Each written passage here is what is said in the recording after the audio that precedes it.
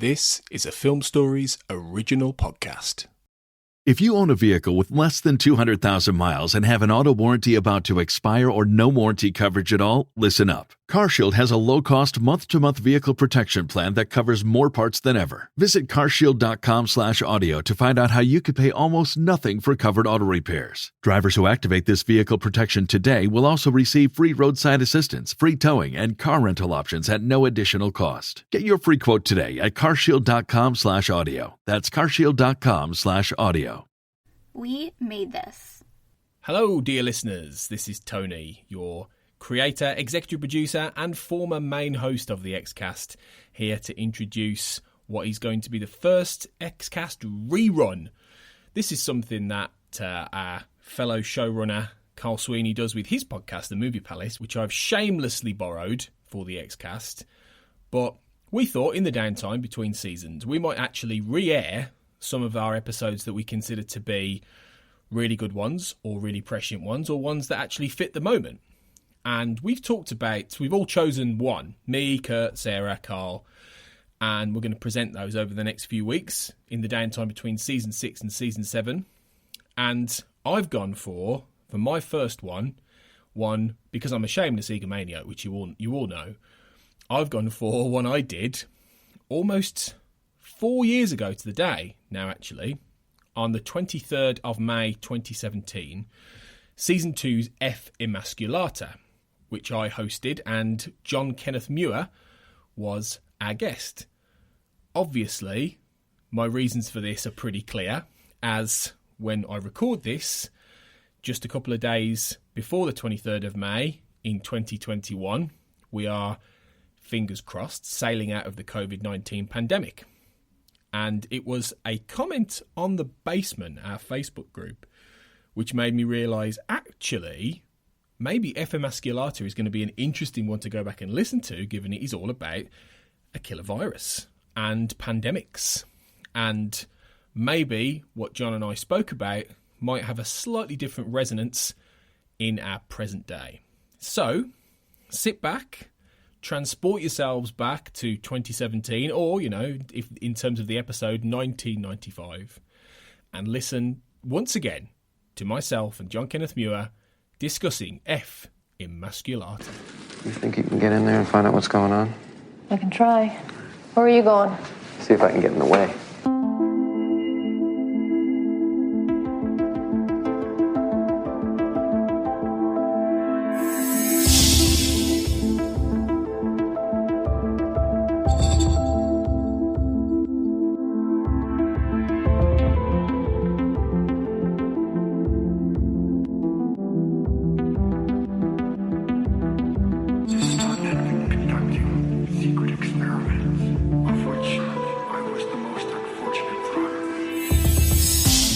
Back everyone to the Xcast. The truth is in here. I'm Tony Black, your host as ever, and in this episode we are talking about the 22nd episode of the second season of the X-Files, Emasculata. And I'm really delighted to have back, after an appearance last year when we interviewed him about all his X-Files related works and his books and everything like that, it's really nice to have John Kenneth Muir back. Hello, John.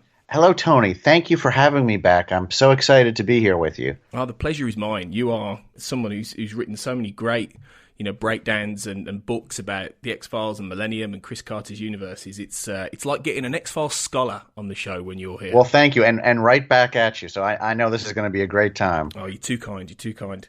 Before we briefly have a little chat, I'm just going to remind everyone where you can find us on social media in case you want to help us extend the conversation about Emasculata and the X-Files and everything in between. You can find us at the X_cast on Twitter, and you can find us on Facebook if you just type in the Xcast for our page, and the Xcast podcast fan group if you want to really get involved. The group is growing. We've got over 200 members. We have lots of chat pretty much every day about the X-Files, and it's really great to dig deep into the show even more. So catch us over there for even more extended conversation. John, what have you been up to since we last spoke? I think it was October last year. So you've been busy, haven't you? I have. I've been very busy. I became a full-time communication instructor. I'm teaching film, and introduction to communications and intercultural communications and things like that. So I've been getting I pulled back a little bit on my writing till I knew I could deliver at the teaching, but having a great time. That's awesome. Where do you teach that then?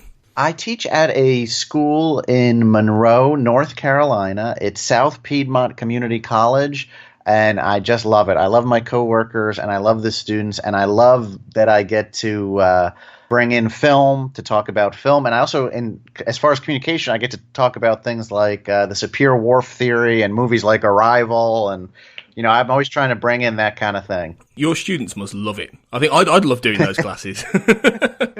Oh, thank you. I hope so. I really enjoy it. I love being in the front of a classroom. That's awesome. That's really awesome. What about any writing works you're going to be doing then? If you're going to be getting back on it relatively soon, have you got anything in the pipeline there? Yes, I did not finish what I had hoped to last summer, and I'm hoping in my interim between semesters here, I'll be able to finish the found footage horror film companion I'm working on. I really want to get that done. I'm also working on, I have an essay coming up in a Battlestar Galactica anthology that's down the pipeline a little bit. So I have some projects going on. That's great. I remember you talking about the found footage book actually when we spoke last. Yeah, I'm really looking forward to that. Yeah, it's so horrible that I tell you what, I have not, I have not gotten done with it. I feel so terrible. I've it's just kind of sat there for since October, but I'm committing to finishing it this summer. So good things come to those who wait, John. I'm sure. I'm confident in that. Definitely. Well, that's amazing. That's brilliant. We're looking forward to those things, and we'll definitely promote them on the XCast and everything like that when they come out. So, yeah. Thank you. Right then, let's talk about the episode in question. Let's discuss F. Emasculata.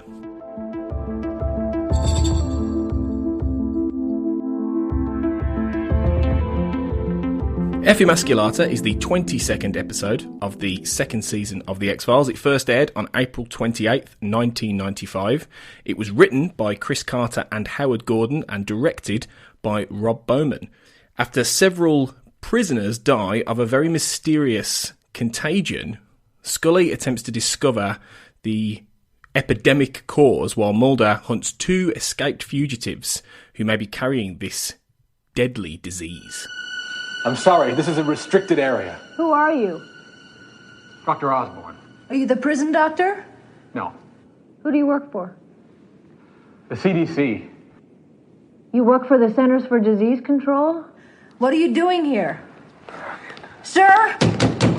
I'm a medical doctor. I want to know what's going on here. Sir, if you don't let me in, a lot of people in Washington are going to find out that you're conducting a secret quarantine in here.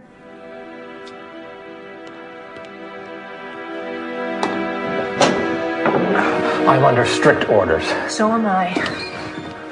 All I can tell you is that there is a flu-like illness spreading among some of the prisoners. How many people are infected? 14 men so far. Any deaths? 10 of the 14. What are the chances of men who escaped are infected? So out of 10, John, what would you give F. Emasculata? Well, I'm going to just say right off the bat that I absolutely give this episode a 10 out of 10. And the reason why is, I look for two things.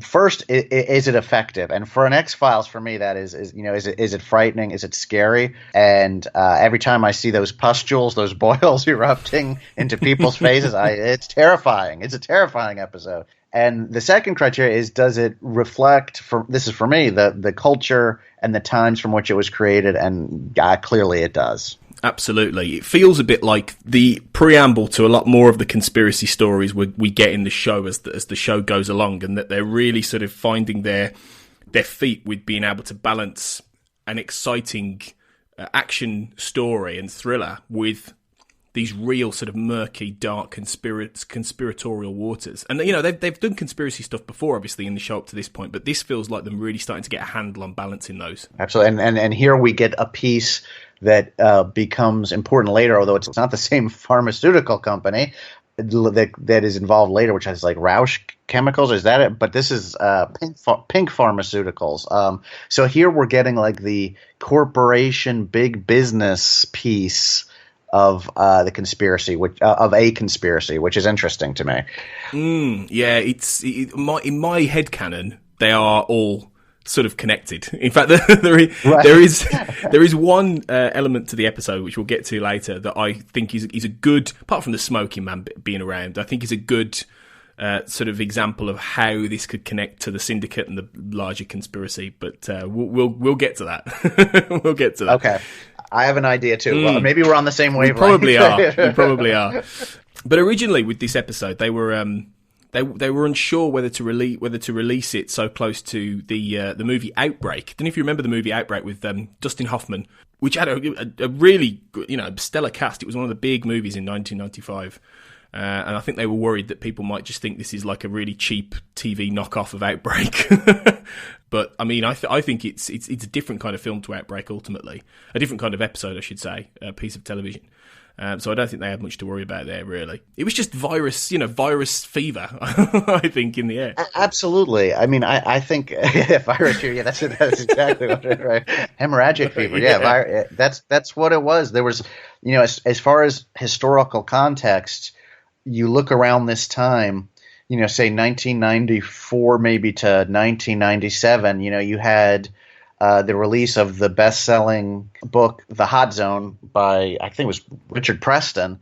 And then you had, of course, Outbreak. And after F. Emasculata, we had a TV series, The Burning Zone, again, back to the Hot Zone, which was about sort of this team of scientists fighting conspiracies and viruses every week, which was kind of an X-Files knockoff.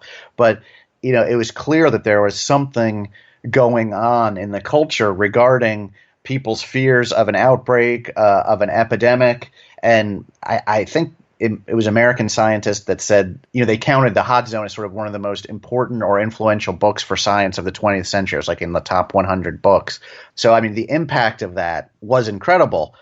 And, of course, what that book was about, one of the things it was about was tracking an outbreak of Ebola. I guess it was the Reston virus in Reston, Virginia. And, of course, this X-Files is set in, Dinwiddie County, Virginia? So it's like, wow, as usual with the X-Files, it's like, it's so close to reality that it's very plausible. It's not, it's not fantasy. It's, for what happened in Reston, Virginia, it was Hazleton Laboratories. They had they would give, they would sell lab animals for testing, I guess, and they had brought in from the Philippines these, if I can say this word right, macaque monkeys, long-tailed monkeys, and they were carrying this virus, which fortunately turned out to be non-pathogenic for human beings, but a third of the monkeys died. This was not far from the capital of the United States.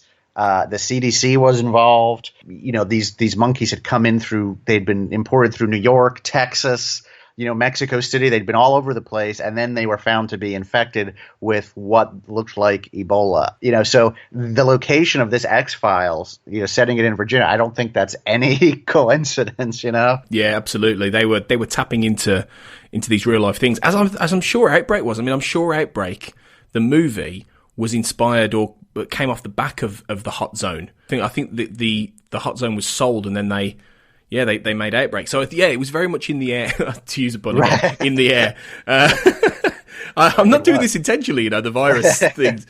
So it was a good time to tap into all the fears about Ebola and things like that. And I think those, even though Ebola has become less of a fear, even a few years ago there was a kind of resurgence of that, and there've been these viruses that are still cropping up, and they've caused quite a lot of in sub-Saharan Africa that are still causing problems and are still causing outbreaks and infections. So even now, 20 years on, there is still that underlying fear that a virus we can't cope with could still get out there and destroy us, really. Absolutely. And that's one of the things that I love about the X-Files. I don't know what it is or what kind of, magical alchemy this is that Chris Carter and his team, they're often able to do, but they were able to sort of create these stories that seemed very vital and important in the 90s, but yet also, looking back at this vantage point, it's like, wow, it also still seems ahead of its time. I mean, that it's still dealing with these things, and we've dealt with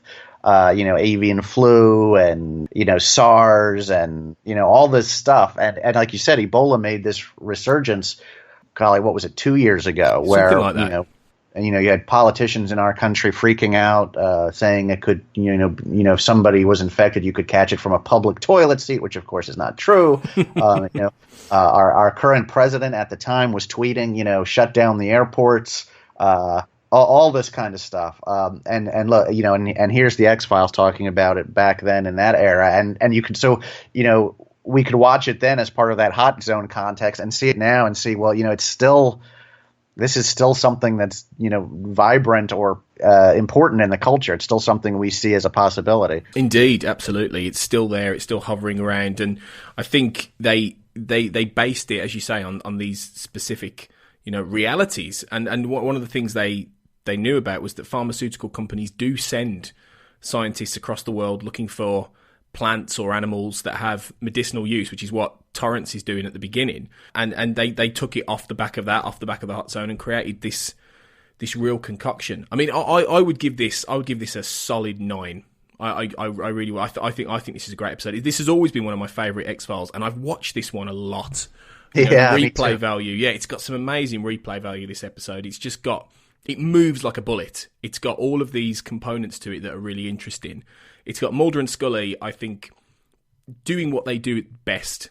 They really are. Even if they're not together for the majority of the episode, this episode really taps into what they're good at, which is Mulder out there trying to find the source or the cause or expose the conspiracy, and Scully in the lab trying to figure out the scientific basis and the underpinning element to it. And this does that so well throughout the entire episode. Absolutely. And I was, pleasantly surprised watching it again, in preparation for this, to see how strong Scully is. Again, it's easy to forget, 20 years ago, to watch the authority with which she deals with these people who are trying to keep her out and keep her in the dark, and how she just sort of, I don't want to say forces, but she's going in there to figure out what's going on. And I love that determination and strength in her character, and that we were seeing that in the 1990s when that wasn't always the case for female characters on television. And of course, there's almost a horrifying repercussion for her and her strength in this episode, because she goes down to the incineration room and there are all these corpses in bags, and she is in such a sort of rush to find out what's going on and collect a sample. She gets down very close to one of these impacted bodies, contaminated bodies, and one of those boils, if the doctor played by Charles Martin Smith didn't sort of get in front of her, it would have hit her. Every time I see that, I'm having sort of a near freak out watching that. She doesn't have on a mask, she doesn't have on clothes. I don't think, and she definitely doesn't have a mask on at that point. And she's down there right with all the contaminated bodies, and she almost gets hit with the spores. Yeah, I thought that. I did think, I made a note that said if she's lucky she didn't get hit by those exactly. spores. She really was. Right. And they had to test, with the box and the bug on her skin to make sure that she wasn't contaminated. But boy, she almost got the brunt of that there. It's a scary thing to look at. Yeah, but it just shows how brave she is as a character. And I think how, one of the things that's come up as we've been doing this podcast is talking about Scully's development as a character. And, in season 2, she's become much, much of a stronger character than even she was in the first season. And one of the things about that is that she's starting even more. Gillian Anderson has really figured out this character completely, and they're starting to write Scully in much more of a way where she has real agency throughout the entire episode. And in this, she really does. She really just takes command of this, and there's various points where she's calling Mulder up and saying, you need to do this, you need to do this. Right. and that's brilliant, because it's quite often the other way around. And it's so great because she's not doing it in any other way than because of her knowledge and competence. Her role is written and she performs it so beautifully. You just understand what's at stake and how she's facilitating the solving of this crisis. It's done really, really well. I mean, overall, it's just a really, really good episode. I would say it's one of season 2's strongest episodes. IMDb has an overall rating of 8.2 out of 10 for this episode, which puts it in the higher tier of the episodes over the season.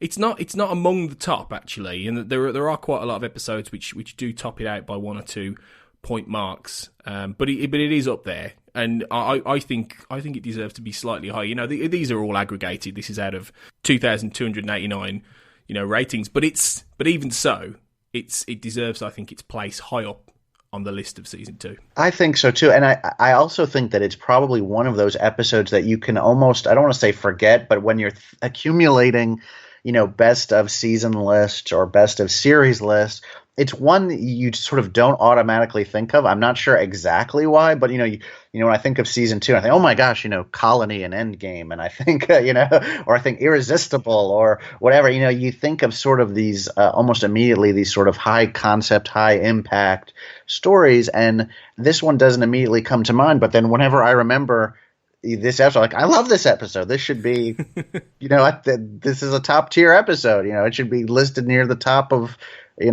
every list for this season. So I think maybe it's because it doesn't show off. It just gets the job done. It's one of those episodes that it's not super mega budget like Colony and Endgame with all these amazing big sets and big set pieces. It's not got that level of incident that something like One Breath or Dwayne Barry has and things like that. And it's not got an iconic monster like Irresistible with Donny Faster and things. It hasn't got those elements that immediately, like, say, Tombs in season 1, where everyone goes, oh, everyone remembers Tombs.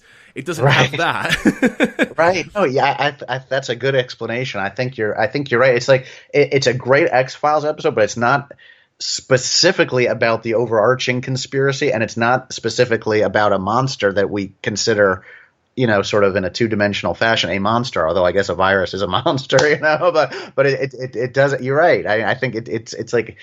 It doesn't draw us to say, oh, it's clearly this or it's clearly that. And so for some reason, it sort of falls between the cracks of those two descriptions, those two, it's not strictly Myth Arc, not strictly Monster of the Week either. Yeah, it's a bit of a mix of everything, this one. So it's going to be an interesting one to discuss. So let's go deeper and talk in more detail about F. Emasculata.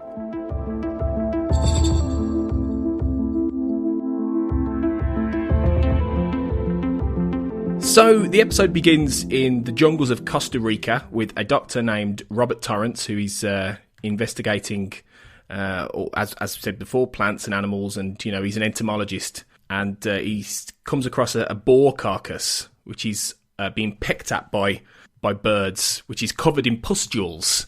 These really dark, horrible pustules. It's a really creepy moment with like bugs running across the carcass, and they really bring it to life really well visually, and it's just a bit gross out.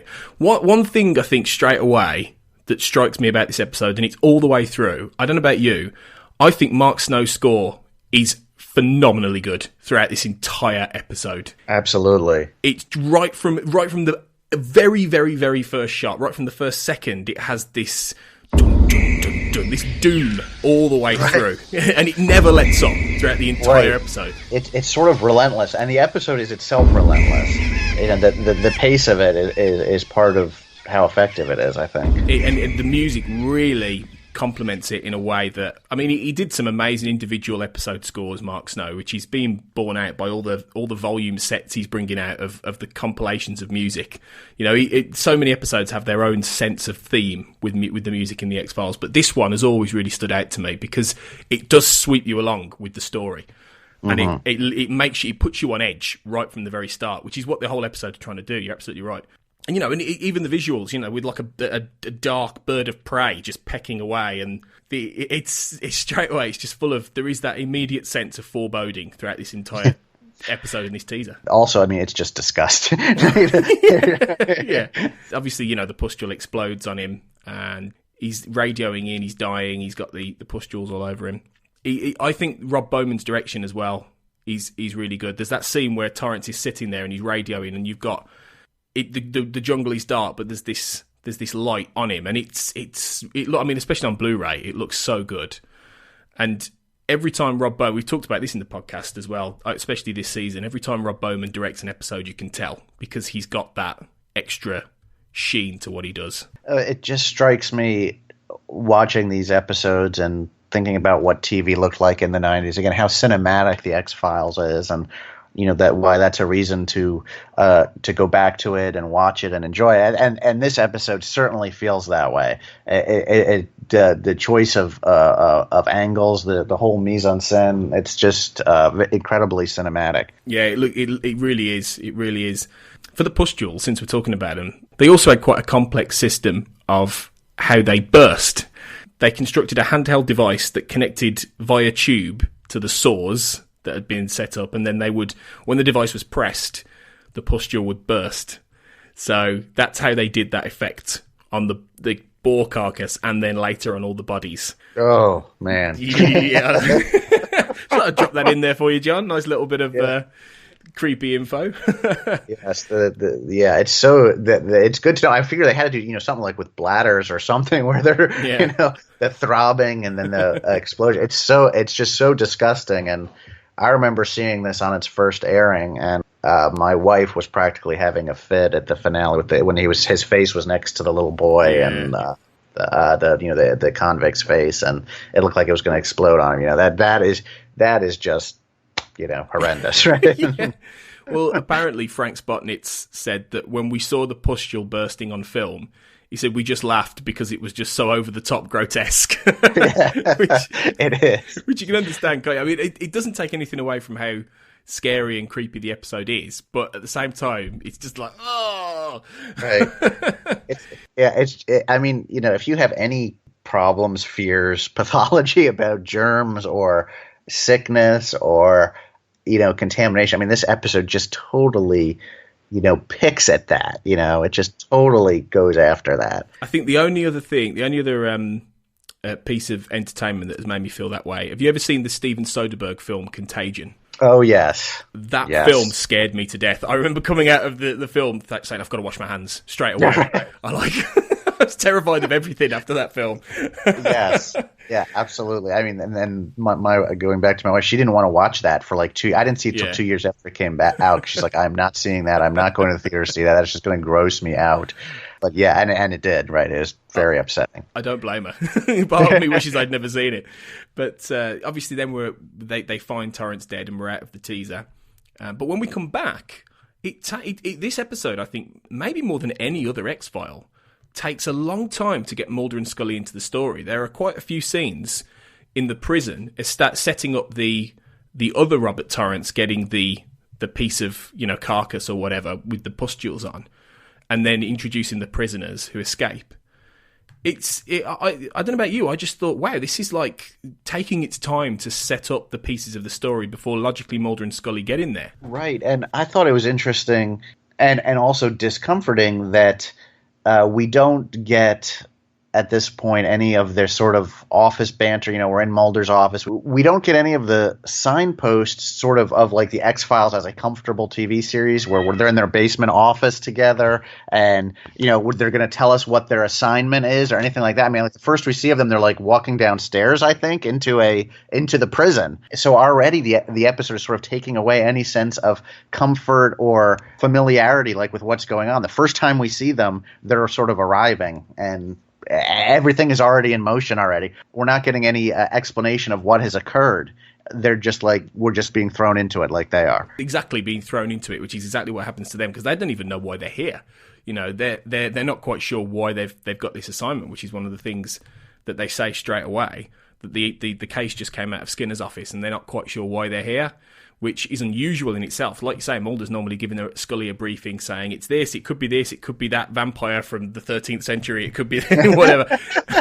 But in this, it's a case they're not quite sure. Emotionally, psychologically, I think, certainly for me, I look forward into the X-Files like, okay, we're going to see that, we get the teaser where something horrible happens and we're introduced to some horrible, bizarre thing.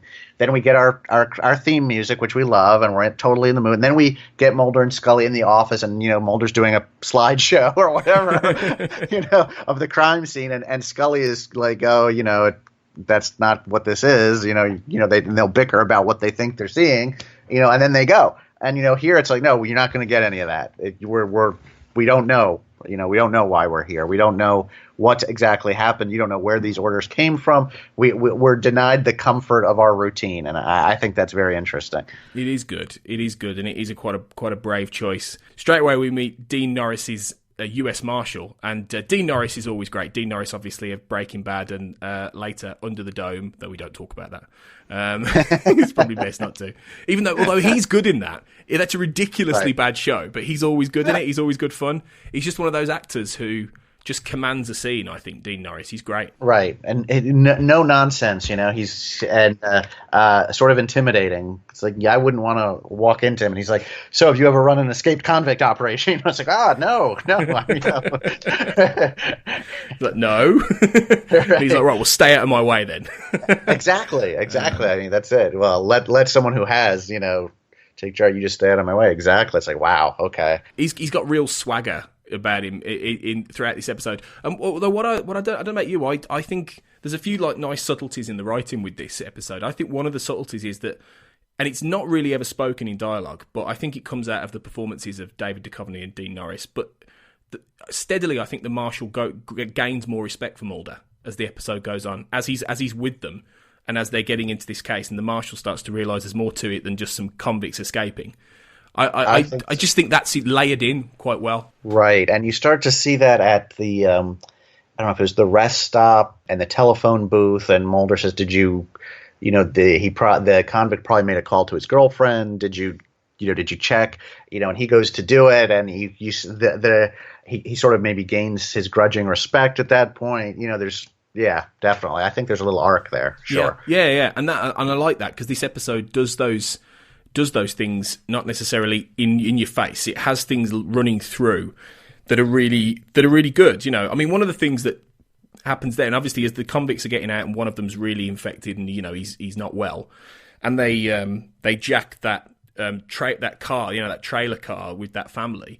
They kill the dad. They murder him in this bathroom, and he's left dead. And you see him; he's just bleeding out from his head, and he's dead. With his young family just there, upset, and you think, well, there's that layer of cruelty in them, in those prisoners, that that isn't made a big deal of because it's more about the chase, about the virus. But there is that level of, they didn't have to kill that guy; they could have just knocked him unconscious, stole his truck, But they don't; they murder him. And I think little beats like that add to character quite well. I think so too, and I think it also adds to sort of I don't want to say the cutthroat, or brutal, but I mean there's an aspect of this episode that's just very direct. I mean, something terrible could really happen, and it's like it's so terrible that even this mourning, weeping family who's just lost this man, it's like we're not even going to stop and really linger on that. You're going to see that they're mourning. And you're going to see that the father got killed, but we can't even really stop and acknowledge your feelings on this because of what's at stake.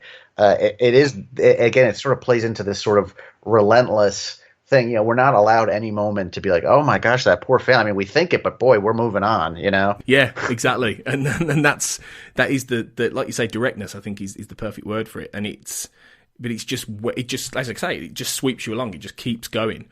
At this point, obviously, Mulder and Scully, they were split up, and Scully meets Dr. Osborne, played by Charles Martin Smith, who's a relatively, recognisable face, actually, Charles Martin Smith. He's one of those people who's cropped up in a fair few things. I always remember him getting blown up at the start of Deep Impact. Oh, my God. Which is a random callback. I remember... he was in Starman, going way back, I believe, and he was in a movie about wolves that I loved when I was a kid, way back in the 80s, where he was a scientist who was spending some time living with wolves, and I wish I could remember what that movie was called. I think it was called Never Cry Wolf. Never Cry Wolf, was that it? Okay. I think so. Yeah. Okay. Yeah. I mean, he's to me somebody I instantly recognize and say, "Oh wow, yeah, good supporting actor." Yeah, I think he's probably most well known for appearing in The Untouchables as one of the main crew in that, isn't he? Yes, that's right. He's the accountant, right? Yeah. Brian De Palma, yeah. Brian De Palma's The Untouchables. Yeah, exactly. He's one of those. And so you look at him, like you say, and you go, oh, it's that guy. Right. That guy. And The X-Files does that every now and then. It crops up, it puts people... I think the next one, Softlight has Tony Shalhoub, who's one of those actors who you go, oh, it's that guy. He's very good in this. as this scientist who is involved in the cover up, but he's got his own sort of personal demons with it. He doesn't really want to be. My sense is he doesn't really want to be doing this. He's a man who's got some level of compassion and morality, but he's swept up in this all the way through, and you see that through his relationship with Scully. I think so. I mean, I always think of him, I think he's got a moral compass. He's involved in something that it's not good to be involved with, but he clearly has some moral compass and knows that some line has been crossed here as far as the danger to the public or what have you, something like that. And and of course it's just terrible what happens to him. And again, it's the way they stage the scene where he's infected and Scully is right there. I mean, it could have so easily been reversed, and it just strikes me, sort of the randomness of like infection. It's somebody gets sick and somebody doesn't, and they're standing right next to each other. It's again, it's just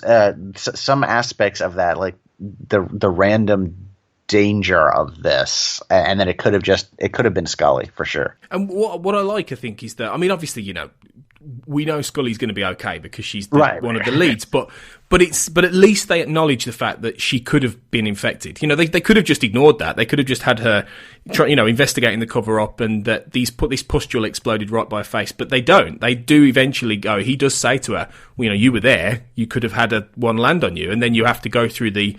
That fear that Scully has, that again she's in danger. It ties into like this ongoing thread that's gone through this entire season, actually, about her fear of death and being close to death and all of this in various different ways. So it's a good beat that they at least play on that, which is very good. And poor Osborn, really, I feel sorry for the guy, because he's pretty much condemned right from the very beginning. The first time we meet him, and he spends the rest of the episode knowing he's going to die, and then trying to help Scully as best he can. Right. You just think of sort of the perils of being on a dangerous frontier, which I know sounds weird. That sounds like it's the Old West or something, but this is a frontier. This is like a dangerous frontier, dealing with whatever contagion, pathogen, virus, whatever you want to say, that nobody understands. And that you hope that the people who inhabit that frontier, who are on that frontier, are people who do have that moral compass, they're high moral fiber, and they understand that even though they may die, that there are greater concerns there. And I mean, and that's really what he does in this episode. I mean, he doesn't want to be infected more than anybody else would want to be, but he even when he's sick, he's helping Scully. Yeah, and he didn't have to. He could have just not told her what she needs to know and just carry on the conspiracy, but he doesn't. So that is a nice little character for Charles Martin Smith to play, actually, because he's got a good arc that goes throughout the episode. But this is where I have my headcanon connection to the Syndicate, because the other Doctor, who then tells Scully to get out as they're incinerating the bodies, he is played by the same actor who later appears in several episodes as a Syndicate goon. Morris, I can't pronounce his surname, Panich, I think his surname is. But he later appears as the grey-haired man in a bunch of mythology episodes in Season 3 and Season 4. Wonderful. See, I mean, that's great. I think, yes. So you've got like a literal connection there. Yes. Oh, gosh, I didn't even put that together. I was watching this and I was thinking, what is going on here really, and why is this cigarette smoking man involved in this, and how is Pink Pharmaceuticals? And what I was thinking was that at this point the Syndicate must not have settled on bees as a delivery system. Yeah, and that so this this biodiversity project, whatever, in Costa Rica, you're talking about this breeding process, and the larva travels by spores, so it's like a delivery process for the black oil virus, that, let's say, it could be like the bees, but I don't know. That's what I was thinking. I was thinking it's another delivery system, and it's also insectoid, so insects, whatever the word would be. So I think there's so much logic in that. I mean, to me, this is because by the end, we know this was a test. Like quite a lot of when the X-Files does episodes about bioweapons or viruses, like the Pine Bluff variant in Season 5, that ends up being, which is another great episode, that ends up being a government test to test a bioweapon.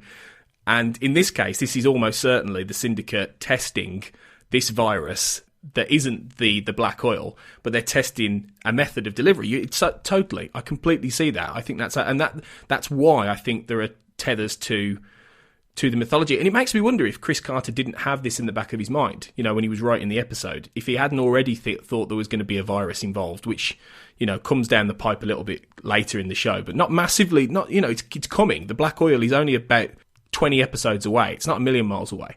So, right. It makes me wonder if he hasn't got this at the back of his mind about a deadly virus, a contagion, the syndicate being behind it, which is a really big part of the mythology ultimately throughout the entire show. So I think you're on something there, John. Definitely.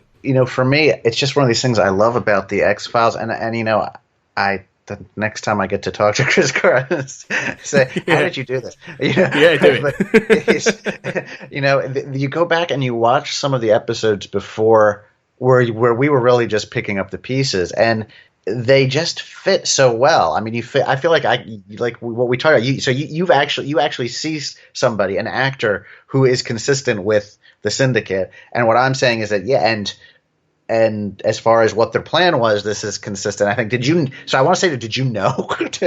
did you know, or was it just a happy circumstance? But it just fascinates me to no end, and I can't tell if it's just that we, as dedicated, followers, fans of the show, are able to tie together those threads, or are there those threads really dangling to be tied together? You know what I'm saying? I don't know. I think it's a bit of both. I think it's the fact that we do look for connections that weren't explicitly there, but I think you can kind of connect dots up that maybe they weren't planned to be connected up, but if you go back and you link things based on characters, based on ideas, based on different points in the mythology, you can kind of, in your, as I say, your headcanon, stitch things together. Yeah. So I like to think that this is definitely part of the bigger syndicate plan. Absolutely. And having Smoking Man in there, for me, is a big... If he hadn't been involved, then it would be less so. But he's involved. He knows what's going on. He's, and we'll get to him in a bit. But there is that, there is that there. And I'm still going... I mean, the grey-haired man isn't credited as that. He's Dr. Simon Auerbach, you never get that referenced. That's just his name in the credits. So for me, he could be one and the same, and I'm going with that. No, I like that. I mean, we've got these two strands now that just really fit. And like you said, the cigarette smoking, he's not in every single episode. So when he's there, you have to assume he's working to his particular nefarious end, right? Totally, yeah. That he knows what he's working on, and that it's part of his agenda. And so why is he here if this isn't part of that agenda, right? Exactly. I mean, it's like to reference Softlight again, which will come in next week, but it's like Mr. X cropping up in that, and actually being involved in the storyline of these experiments into, the deadly shadow that Chester Banton has, and it's that whole thing of it. There is a tether there is a connection to the bigger, for whatever they're trying to do and whatever the experiments are about, and it's clearer with this episode than in that one as to why the syndicate would be interested. But I love that it just does tether it a little bit more. So that's my theory there. But obviously I love it. Yeah. Cheers. Yeah. I think we've both got good ones there, good theories. The story now is rocketing along. The prisoners are out there, they're hurting people, they're infected. They're reuniting with the Paul, the main bad guy in inverted commas. Although he's not really the bad guy, he's more just a victim in a way. Although he's a nasty victim. Goes back to his family, and the marshals are hot on their tail. I think there's a great sequence where the marshals come to the gas station, and before Mulder's kicking through doors, where there's a sense of calm for like about 10 seconds. That the sound fades off. You get a few shots, and then suddenly trucks.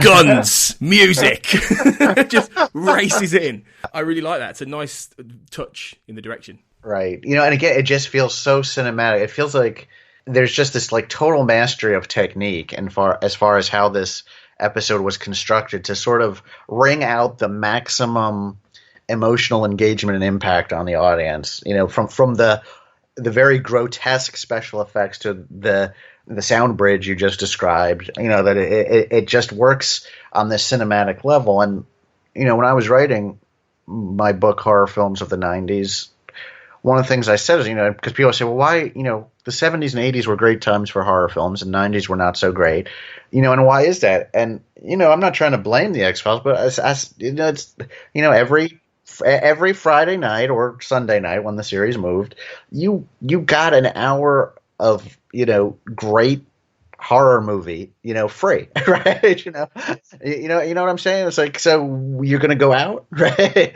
You're going to go out and see something that might not be as good, right?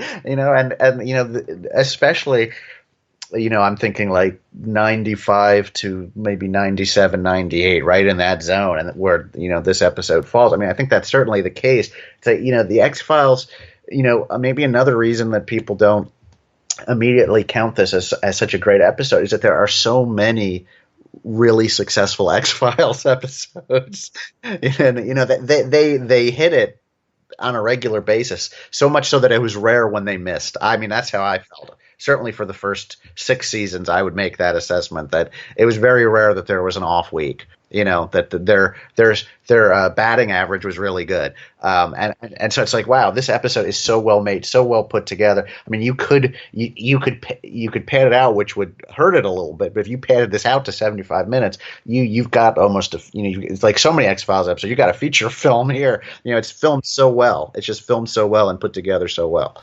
It's so true, and I think that's absolutely right about the fact that the X-Files was delivering, movie quality stuff every week. And yeah, this kind of episode, this is the point this is the point they're really starting to get a handle on that as well. Throughout season 2, it's felt more cinematic, but as we get further on through the season, it builds and it builds and it builds, and then you eventually build to like Anasazi and the season finale, and then that trilogy, which is the big, that's the point where you go, this show is now huge. This show is now cinematic. It looks amazing.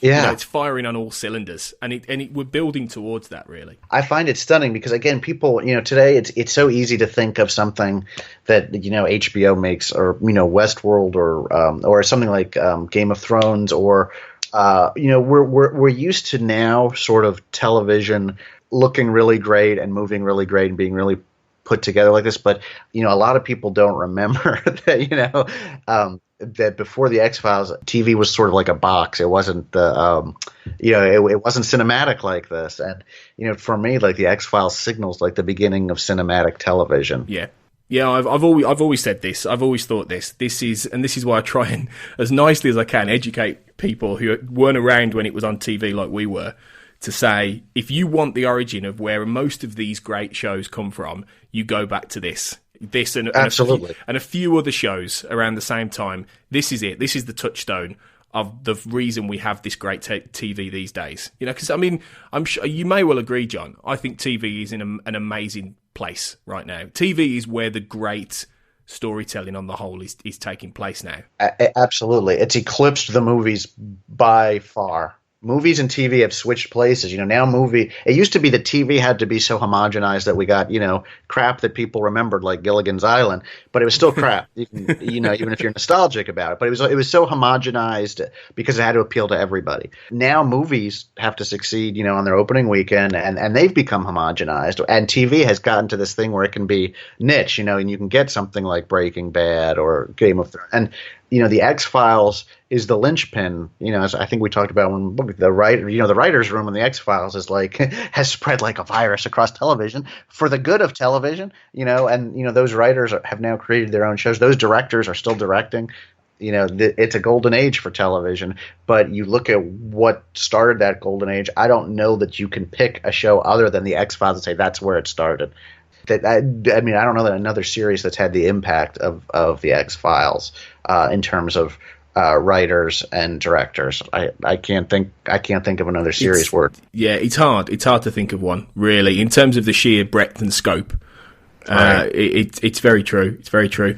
Another good example of the cinematic element is in this scene, and it not just a cinematic element, but I think this moment really for me is one of those moments that exemplifies what the X-Files is. It's the bit where they're in the gas station, they're trying to figure out where the prisoners went, and suddenly this helicopter sweeps in, lands, guys in hazmat suits take the seemingly healthy gas station attendant, spirit him away. Mulder's going, "Who are you? Where'd you come from?" They don't say anything. They get in the chopper, they go, you never see that guy again.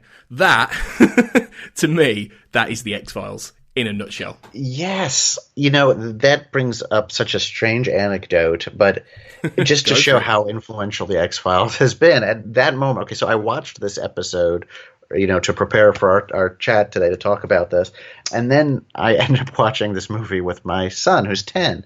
It's a movie called Monster Trucks. Oh, yeah. Where there are these like monsters that come out of the ground like inhabit trucks. I mean, it's a crazy, silly kids movie.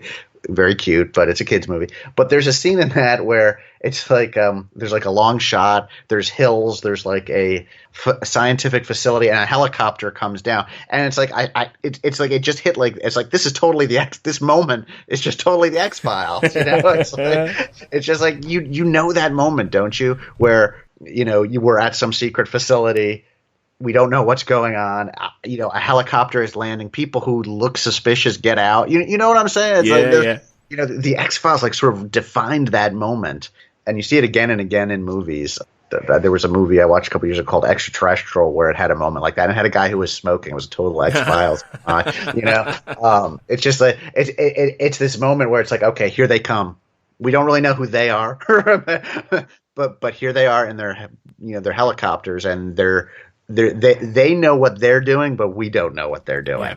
Yeah. And that's a perfect moment in this episode. Absolutely. It's true. And it's those kind of scenes are all over TV, movies, pop culture since this show. And the thing is that even the X-Files got them from stories and got them from real life lore and all these things, but it was the first show to really popularize this idea of mysterious forces belonging to organizations you don't know, that are never clear, who just appear, do things, and then disappear into the shadows, and it's terrifying. And I wonder if that resonates not only from, like you said, what the sort of conspiracy theory zeitgeist of our culture, but also from, I know, Chris Carter's love of Raiders of the Lost Ark, and the idea that that whole movie is about this quest and get the Ark, and at the end the government says, okay, we'll take it from here, and wheels it into that warehouse, and we've had those shots of the cigarette smoking man, dropping things in the Pentagon, and it's like, is it like an outgrowth of that? But that was like in the 30s, and so you wouldn't have like these modern helicopters or these containment units. It's like an updating of that idea that we saw there of we'll take it from here. Don't worry yourself. Don't try to figure it out either. Because we may not, and that's the thing in Raiders. They say, we'll take it from here. You trust them that they're going to get to the bottom of it, and they put it in a box, they stick it in a warehouse, and they are never going to look at it again. And that's exactly. But they're never going to tell anyone they've got this, this vessel of ultimate power. It's going to sit there in a warehouse, and I like to think in my head, I like to think that warehouse, it's still there. Like now, like nearly 100 years on, that the Ark of the Covenant is still there, and that's great. And and I think you're right. I think the Smoking Man is a natural extension of that idea, definitely. With going into the Pentagon and putting these things away, and this kind of episode is a good episode that is all about them putting something out there that they're never going to tell the public about, and that's a real core of the episode that we get to. As Scully is starting to understand the connection with pink pharmaceuticals and realising there is a cover-up in progress here, this isn't just a random outbreak of a virus. This is something that has been specifically set up in order to test something or for an agenda. You get this really good scene where Mulder goes to Skinner's office, and this is a great confrontation with the Smoking Man. I think this is another really, really good one, and it's a really well shot scene because at first Mulder goes there asking Skinner, why were we given this case? What's going on? There is a cover up, and then Smoking Man is just in the corner in shadow. There. Yeah. And then you get this great little conversation between them that is all about the idea of truth versus control of the truth. And it crystallizes part of their relationship. It's less personal than some of their confrontations, but it crystallizes the ideologies, I think, between Mulder and the Smoking Man. Right. And, so much of this episode, you see so much of what Mulder is agonizing over, and it's thrown in his face by the convict's girlfriend, is this: when is it right to notify people, and when is it our responsibility not to notify people? And is that, both of those are control. Right? Determining what you tell people, when you tell them, what you do tell them, and what you don't tell them. And, And Mulder is really grappling with that. I wrote that down. This episode is really about when do you inform the public about something and when do you not? And I was really trying to think about saying, well, when do you tell them? When do you tell us? When do we need to know? And when is it better that we don't know? I mean, I was alive during the Reston crisis, and I didn't know about it. You know what I'm saying? I was in college at that point at University of Richmond. I did not know this was going on in Reston, Virginia.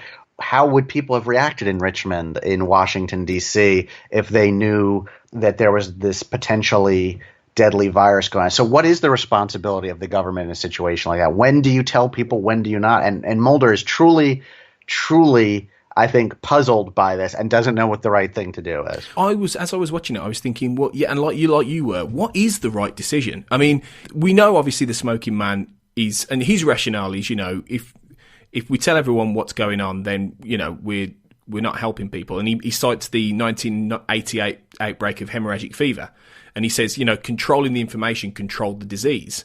And then Mulder says, you can't protect the public by lying to them, and he says it's done every day. And then Mulder says, well, I won't be a part of that. And this is it. It's that whole thing of, we know the smoking man is doing this partly out of controlling his own conspiracy and his own cover-up, but ultimately is Mulder right? And I was left wondering, maybe he's not. And even Scully doesn't necessarily think he is as well, because you then get that following scene where Scully says to him, I think Mulder says, what if someone dies because we didn't release what we knew? And then she says, what if someone dies because we did? Or it might be the other way around. But it's that whole idea that Scully is saying, well, if we tell everybody, we could cause more problems. And it's that whole idea of mass hysteria, isn't it? People, the moment you tell someone that there is a viral outbreak, we can't control it, we don't necessarily know how to cure it, it could be anywhere, people are going to go crazy. People are going to go nuts.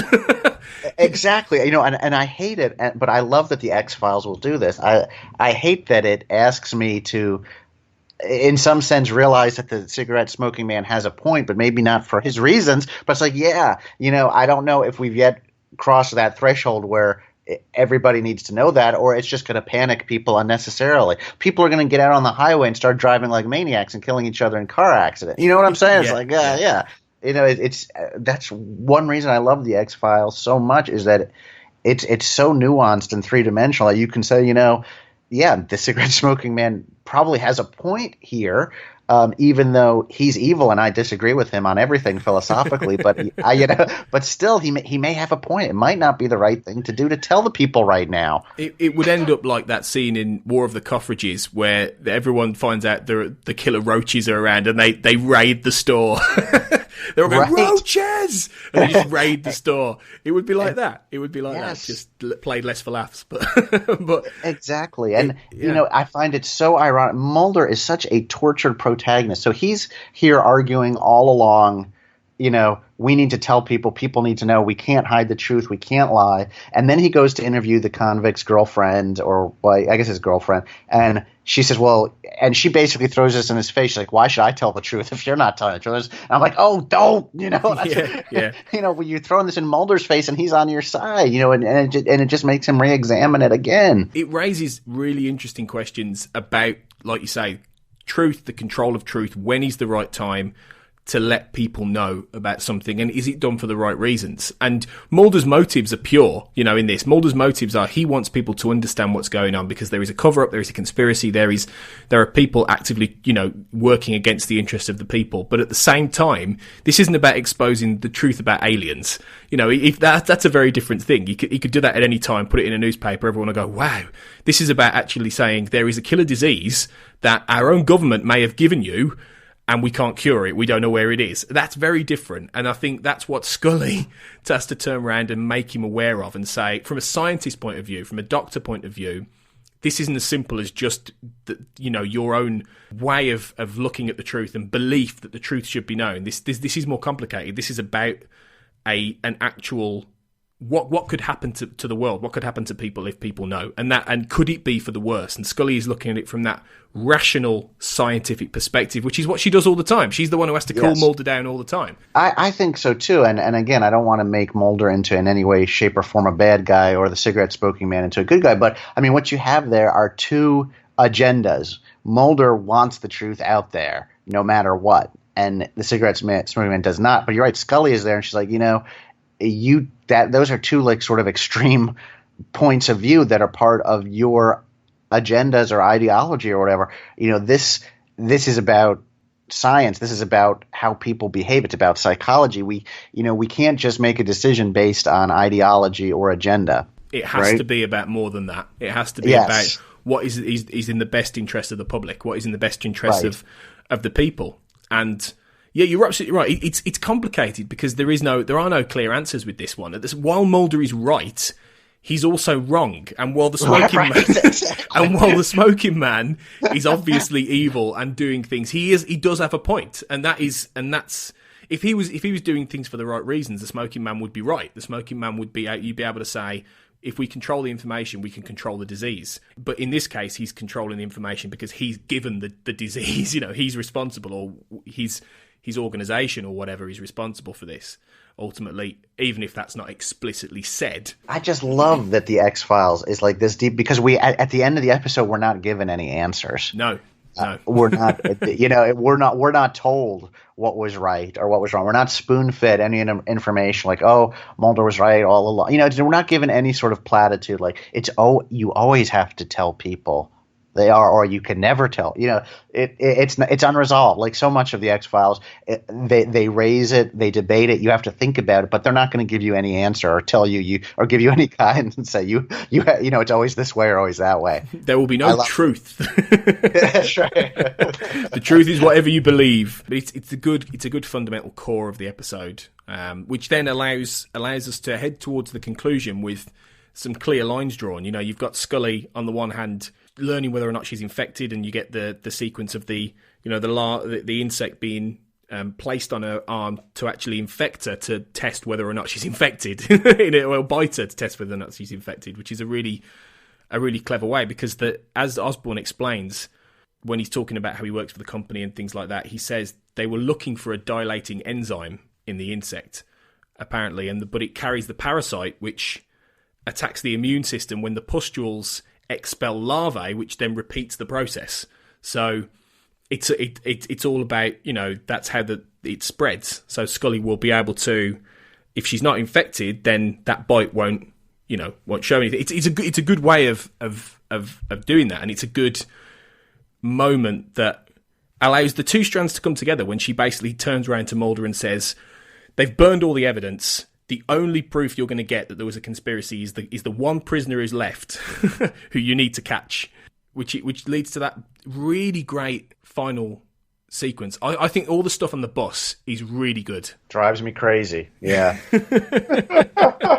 It is. But boy, talk about playing your audience like a piano and the suspense. I mean, you're when you mentioned before, we know Scully isn't going to get killed or die from this, and we know Mulder isn't either.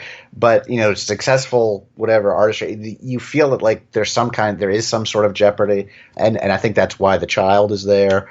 You think, oh my gosh, we saw a family, and again, this is where that family at the gas station with the RV plays in. We saw a family get destroyed earlier in the episode, so it's like, okay, now here's a kid. Yeah. We already threw an innocent family at you, and they got killed. Now here's this kid on the bus. Yeah, exactly. There was a nice little beat, wasn't there, though, of character with the boy. I mean, this is always something I noticed when I watched the episode. When you first see him, he's with his mom, and he's desperate to get on the bus. And she says, "Oh, come and give me a hug, before you go." And he's like, "Oh, fine, all right then." And then he gets on the bus, and there's a little look on her face as if like she's sad that he doesn't really want to be with her or want to hug her, and he just wants to get away from her. And I think it sets up the boy, obviously, who then is in jeopardy. But it's a lovely little character beat, I think. That and it's another example of how they layer little things into this episode. They didn't need to do that. You could have just had the lad on the bus and have him grabbed. But when he eventually is grabbed by Paul, you're a little bit more invested in him because you've seen that little fleeting beat of characterization. And that's really well done. Absolutely. It's like that moment was meant to sort of tweak this string, to sort of pluck this string for us emotionally that's then going to resonate when there's the hostage situation. It's like, oh, we met his mom, and his mom was uncertain about sending him, and they had this sort of tender but not tender. You know, they had this sort of moment, this very human moment, and you felt basically the vulnerability of that relationship and the vulnerability of a child, and then just like spiked that, put it on steroids by having him be held hostage with that, you know, pulsating oil next to, you know, right next to him, you know, waiting for it to go, you know, waiting for it to pop right on him, you know, that's horrible. Even though you'd know it was like a prop or whatever, as that boy, I'd be like going, oh, I hate this thing. I want to get away from this guy. Oh my gosh, the close shots of it, you know, just sort of throbbing there right next to him. You know, that is just, you know, it's the X-Files at its most impactful and sort of, you know, I want to say manipulative, but I think that probably sounds like a negative connotation, but I don't mean it that way. I mean, that's what art is supposed to do. You know, art is supposed to create feelings in those who experience it. It's supposed to create emotions, you know, including anxiety, including suspense. I mean, and that's what it's doing. It's just like the X-Files at its most like ruthlessly efficient and impactful. You know what I mean? But it is artistic. I mean, you're right. It's done artfully, but boy, for me, maybe it's because I'm a dad. It just really works on me. That I always come back to that. And I know it's worked on my wife, and she felt that way.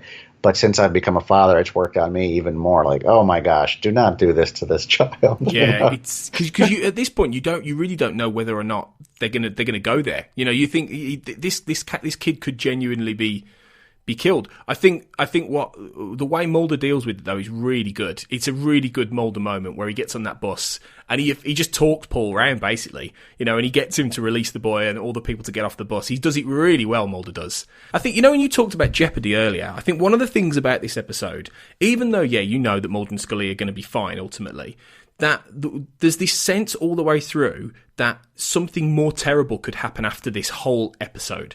That it's got this, as I said, doom. It's got this level of foreboding. All the way through, there is this idea that, and even Osborn says to Scully, don't think that this couldn't happen again. Don't think this is isolated. This will happen again. They will do something like this again. Even at the end, when Mulder's got the gun on Paul and he says, just tell me who sent you this and I'll make sure they don't get away with it. You just get this feeling that that's not going to happen. That, you know, this is an inevitability. Whatever this virus is, it's going to come back, and that's terrifying. And you get that. I think you get that all the way through. I think so too. And it's very interesting how the story is constructed. You struck on something that I think is very important: the amorphous dread of this episode. I mean, we never go to a boardroom in Pink Pharmaceuticals. We never actually see an order being executed or anything like that. So much of the action of this episode is outside the actual frame of the films. The people who decided to send it, the actual sending of the thing before it arrived. You know, there are all of these pieces that we know must exist, but we actually don't know. We don't have anybody's face at Pink Pharmaceuticals to connect it to, other than, you know, Dr. Osborn pretending to be with the CDC. But, you know, he was a good guy. He wasn't the mastermind. You know, even the cigarette smoking man, he's sort of a Judas, a corrupt official in the midst of it. But he's not the one who made this decision. So we have this story, and it's a puzzle, and we see all these pieces, but there are a lot of pieces that are missing because we don't see them, and that creates this feeling, this almost oppressive feeling, as you said, of dread, of foreboding, this amorphous fear that we should be afraid of something, that someone we can't see and take their measure because we can't see them is acting on us, is acting against us, is acting in a way that could harm us, and that's a really hard story to do. It's like you sit down and you think, well, who's the villain of this story? Somebody we never see. Yeah. Someone whose motives we never really see played out. I mean, we assume it's for profit, right? Or it's part of the syndicate or whatever. But I mean, again, that we're making assumptions, right? We don't actually know. And I find that really fascinating, a fascinating part of this story, that so much of it takes place outside the confines of the of the frame outside of what we actually see. And I think that's one reason it's so effective. Yeah, definitely. There's a connection as well, I think, to the episode Blood earlier in the season 2 episode. Not literally, but thematically in the idea that was an episode that involved subliminal messages and people being, killing each other. It was that idea that you never knew who was behind that all the way through. And by the end, you still don't know. You still don't know who's done it, who's set all this up for whatever purpose. And it is that same level. It's got to be somebody on the inside. That's the suggestion that, and the X-Files does this quite a bit. Emasculata is a great example of, an agenda that you can't quite figure out that has these horrendous consequences and could happen again. It is a real fear. It is a really terrifying idea. And on a basic fundamental level, you could imagine that Paul, the criminal, is the villain, but he's not at all. He's not a nice guy, and in many respects he deserves what he gets at the end. But he is a victim as well. He's been set up with this. He's a pawn. He's a pawn in a bigger game, definitely. So it is hard to identify a villain, and that's difficult, and that's why this episode raises lots of different ideas and different questions. And then by the end, when he gets shot, you get, I don't know, I always think, whenever I see that, I always think, was that just coincidence? Or, because it seems a very convenient time for him to be shot in the head as he's about potentially to tell Mulder what he needs to know. Again, it's that level of, are they watching? Who's in control? Right. Is this part of the big game? Well, what orders are people really, the man who pulled the trigger, what orders are he really operating under? What is the underlying idea here? Is it to end a hostage situation? Is it to make sure that the plan is not in jeopardy? All these things just sort of floating around out there, and it creates that amorphous dread. And the X-Files is terrific at doing that. I would hate to have to write a story that way, though, where it's like, how do you write a story like that? It's like, okay, so this person is creating all of this, but you're never going to see that person. That person's never going to have a name or a face. All you're going to see is the consequences of an action, but we don't know when it took place. You know what I'm saying? It's like, wow, just imagine like putting together this story like this. And you see the artistry and you see how successful it is, because that would not be an easy story to put together like this.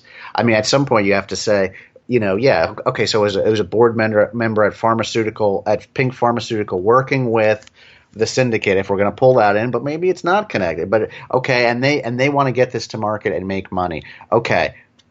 But then you're never going to see them. You're never going to see their lifestyle. You're never going to know why they made that decision. You're never going to know how they're entangled with law enforcement. You're never going to know if they are actually entangled with law enforcement, or they just have this one guy in the FBI who maybe he's on their board or something. You know what I'm saying? It's like, wow. It's really amazing to me, the sort of levels of complexity here, and that so much is missing. So much is missing, and in that missing aspect, we fill in all these ideas. So much is missing that could have been filled in outside of the episode. Like you said, it could have been that a lot of this was worked out by Chris Carter and Howard Gordon, but they know they're never going to put it in there. They know, but they're never going to tell us, and they're going to leave us wondering. So by the time you get to that final scene where Mulder realizes that it was all. They were involved in the case, so they could be discredited if the truth ever came out. That they were pawns as well in the game. That you realise that there is a higher level of stuff going on here. There are people, there are wheels within wheels. There is a complexity. There is an overarching game being played, which you don't really see, and that's what's really good. And that's why I like the part Skinner plays throughout this, because he's not in much of it, but in the two scenes he's in. It's the scene with the smoking man where he doesn't really say anything, and there's that great moment when Mulder says, "I won't be a party to this," and he says to Skinner, "What about you?" And Skinner doesn't answer because he is a part of it, but he doesn't. He's caught in the middle. And then at the final scene, he says, Mulder actually says to him, "Well, where do you stand on all this? Because this is a cover-up." And he says, "I stand on the line that you keep crossing," which is a great line, and it's a great moment. And then, of course, he warns him. He says, "Watch your back. This is just the beginning." To me, this episode, in a way, I think it functions in a similar way that Tombs did at the end of season 1, in that Tombs wasn't connected to the mythology, it wasn't connected to the season finale or anything, but it set up things that then played out in the Erlenmeyer flask in a different way. It set up the Smoking Man, it set up Skinner, that they were potentially looking at shutting down the X-Files, and then Mulder at the end says this ominous feeling that I think things are going to change. Right. And I think this does a similar thing in that it suggests, Skinner says this is just the beginning, there is something far deadlier, far bigger, far worse coming, and you've got to be prepared for it.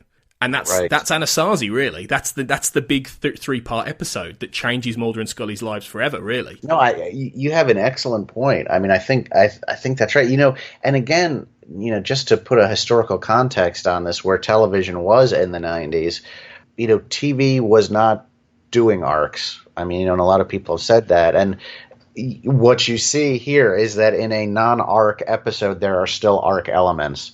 And I'm a huge Star Trek fan, and then Star Trek was amazing for its time in the '60s, and they would occasionally, they would mention, well, we encountered the Romulans at the neutral zone. They do a call out to a previous episode, but it's like, no, you could watch maybe those in any order. You know what I'm saying? And not really miss anything because they were so standalone, and that's great, no problem with that.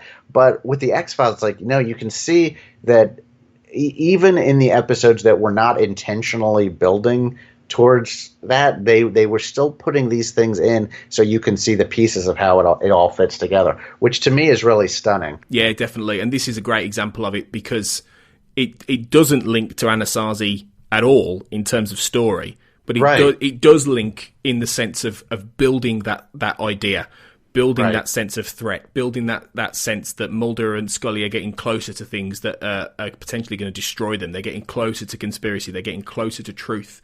And it's amping that up even more.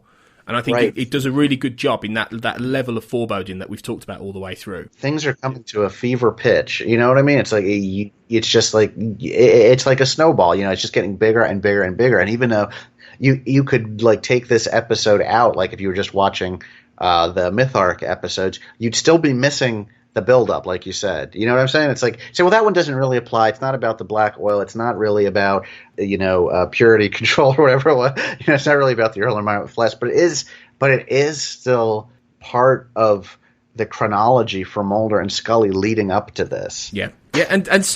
And again, Soft Light does the same thing in a way, because it changes the relationship between Mulder and X, and that has a knock-on effect in the mythology episodes.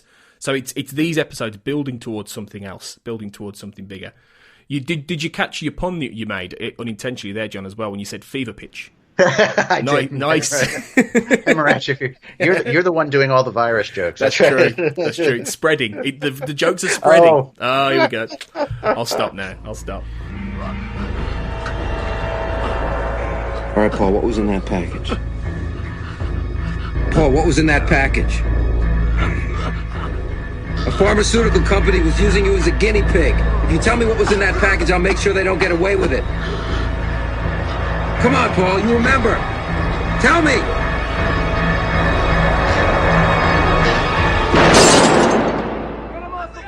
So I'm sparing John a quiz, as I told him beforehand, because he suffered one already, and that's enough, I think. So, that's where we're going to bring the episode to an end. So we hope you've enjoyed our chat about Emasculata, and it's just been a real joy to have you back on the show, John. It really has. Thank you so much for coming back on. Well, thank you, Tony. I love spending this time with you. You're just awesome, and this is an awesome venue to think more about the X-Files, and it's because of you. Thank you. Oh, you're too kind. You really are. Thank you very much. You're going to be back again, I really hope, at some point. But until then, where can people find you online and what you're up to? Right. Well, I blog every day at Reflections on Film and Television. And if you can't find the URL, just plug in John Kenneth Muir on a Google search, and it'll come up with my Twitter, and I'm on Facebook, and I have a website that I haven't updated in probably 10 years, but there is a link to my blog there. Right? You can find my books on Amazon. Seek me out. I'm still talking about X-Files, very much excited about the opportunity to blog season 11 now that I know it's down the pike. Yeah, cannot wait. Yeah, super excited. Excited.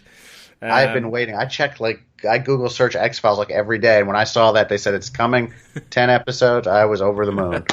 I think the internet just melted at that point, I think. Brilliant. Check out John's blog and his books, guys. It's a font of amazing writing and great knowledge, so do look it up. It's really, really good stuff. And as I said before, you can look us up on Twitter at the X_cast, on Facebook with our Facebook page, the Xcast, and our group. Do get involved in our group, guys. It's great. There's lots going on. The Xcast podcast fan group.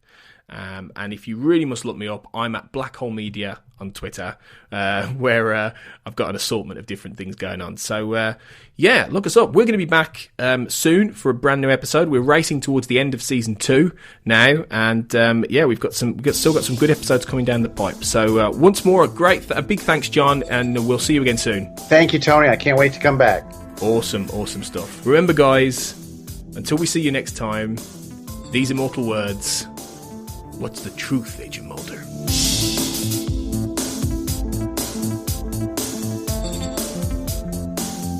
The Xcast is produced and presented by Tony Black, part of the Black Hole Media podcast network. Title music is courtesy of Will A, who you can find on Twitter at IamWillAYE.